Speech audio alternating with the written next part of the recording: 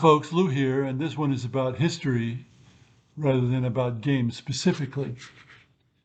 At some point, I had occasion to think about all of the nations that the United States had been to war with. It seems like most of the major powers at one point or another, and several minor ones.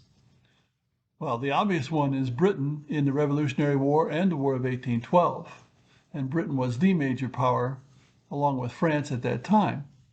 We actually, in between those two wars, had an undeclared war with France in the early 1800s, a naval war related to blockades and impressed seamen and so on. Then we can say we had a war with Spain in the Spanish-American War, although Spain by then was not a great power.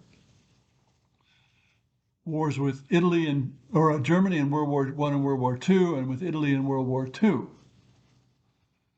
We even fought Russia after World War I when we were trying to help the whites beat the Reds.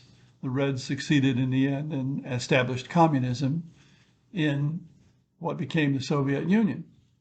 Of course, in World War II, we had a war with Japan, which was a great power at that time. And we can add to that. We had a war with North Korea in 1950 and following, and China. China intervened in the war, and so we were actually fighting China, although there was no war declared between China and the United States. We've had wars with North Vietnam. We've had a war with Mexico. We've had war with the Barbary States in the early 19th century. We've fought Iraq twice.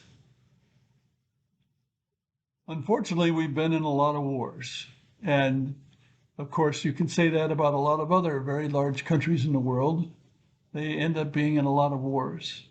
They're not always well justified. I hope that often they are, but a lot of people get killed, and it's a misfortune all around because war is insane. And yet, it's one of the most important things that humans do is conduct warfare. Thanks for listening.